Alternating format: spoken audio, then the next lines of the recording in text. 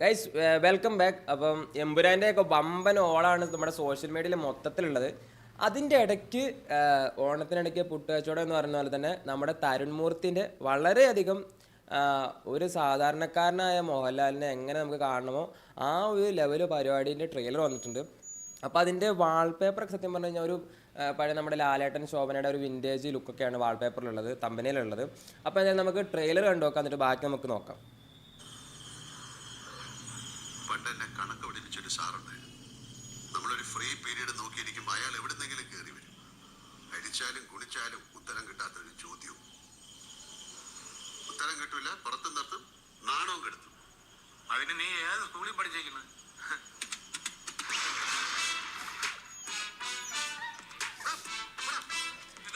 ഓ, ambassador ഇവിടെ ഉണ്ട്, അവിടെ ഉണ്ട്.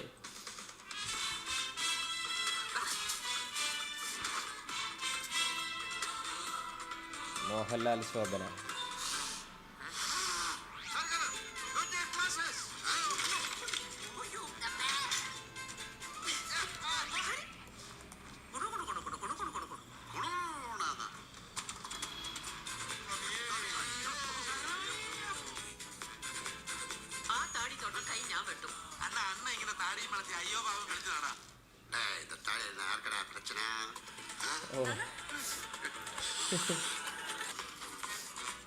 എത്ര മഹാന്മാരുടെ ചന്തി പതിഞ്ഞ വണ്ടിയാണെന്നറിയാം.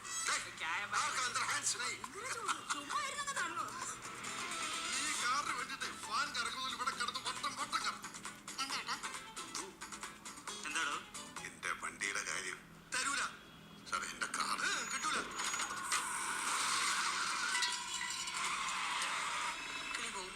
அந்த ஆளுக்கு காரு கையில கட்டியா கிளி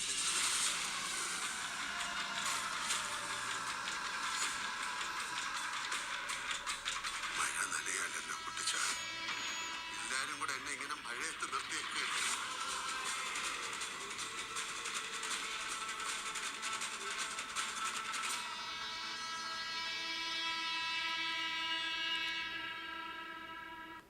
എന്തായാലും ഒരു ട്രെയിലറിലൂടെ മനസ്സിലാകുന്നത് ലാലേട്ടൻ്റെ ഒരു പക്ക ഒരു വിൻറ്റേജ് വൈബ് ഉണ്ടായിരിക്കുന്ന കാര്യത്തിൽ ഒരു തർക്കമില്ല.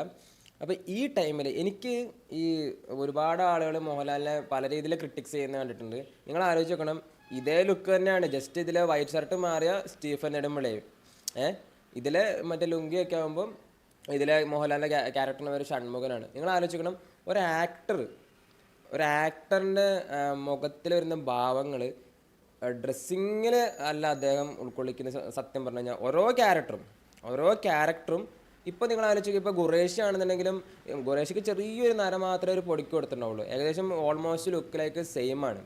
അവിടെയാണ് മോഹൻലാൽ എന്ന് പറഞ്ഞ ഒരു നടൻ്റെ ഒരു മാജിക്ക് നമ്മൾ കാണുന്നത്. അപ്പം ഒരു ബ്രഹ്മാണ്ഡ പടം ഇപ്പുറത്ത് റിലീസിന് ഒരുങ്ങുന്ന സമയത്ത് അതേ ടൈമിൽ തന്നെ ഒരെണ്ണം അവിടെ പാക്കായിരിപ്പുണ്ട്. അപ്പോൾ ഇതാണ് വെർസൽറ്റൈൽ ആക്ടറിൻ്റെ ഒരു പരിപാടി. എന്തായാലും എനിക്ക് തോന്നുന്നത് 2025 തരുൺ മൂർത്തിൻ്റെ ഇതിനു മുമ്പുള്ള സിനിമകളൊക്കെ നോക്കിക്കഴിഞ്ഞ് കഴിഞ്ഞാൽ ജാവ വളരെ നല്ലൊരു മികച്ചൊരു സിനിമയാണ്. അതുപോലെ തന്നെ സൗദി വേൾഡേക്കും ക്രിട്ടിക്കൽ ഒരുപാട് അപ്രിസിയേഷൻ കിട്ടിയൊരു സിനിമയാണ്.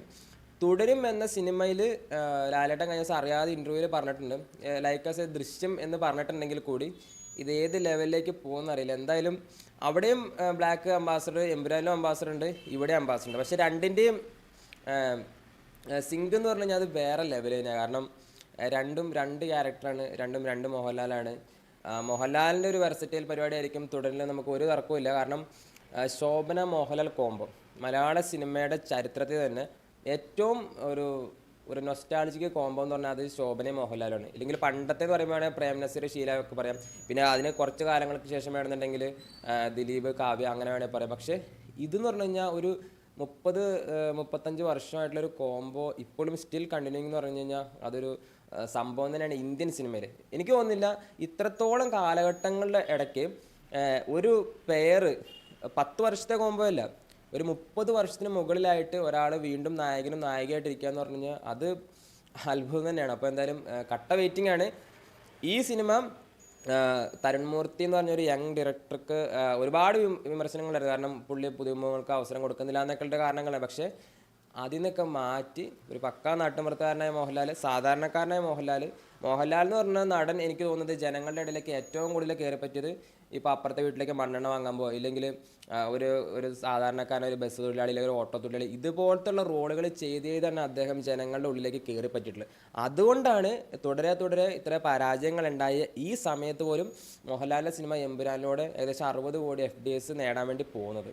അപ്പോൾ ഇത്രമാത്രം ചെയ്തു വെച്ചതിൻ്റെ ഒരു പകിട്ട് എന്തായാലും മോഹൻലാലിൻ്റെ സിനിമകൾക്ക് വരും കാലങ്ങളിലുണ്ടാവും. ഇനിയിപ്പോൾ ഒരു 100 പടം പൊട്ടിക്കഴിഞ്ഞാലും ഇല്ലെങ്കിൽ ബോക്സ് ഓഫീസിൽ ഹിറ്റ് അല്ലാന്നുണ്ടെങ്കിൽ കൂടി മോഹൻലാലിൻ്റെ സിനിമ ഹിറ്റാണോ അത് വേറെ ലെവലായിരിക്കും. എന്തായാലും എനിക്കൊന്ന് ലാസ്റ്റത്തെ ഭാഗത്തേക്ക് നമുക്കൊരു പൊളി വൈബ് അടിക്കും. എന്തായാലും ഇതിനകത്ത് ആക്ഷനും പരിപാടിയൊക്കെ ഉണ്ടെന്നാണ് തോന്നുന്നത്. നമുക്ക് എന്തായാലും ഒരു നോർമൽ പരിപാടിയായിട്ട് നമുക്ക് തിയേറ്ററിലേക്ക് പോകാം. എന്തായാലും എമ്പുരാൻ കഴിഞ്ഞ ഒരു 10, 20, 25, 30 ദിവസം കൊണ്ടുള്ള തന്നെ ഈ പടം 100% ഇറങ്ങുമായിരിക്കും. See you.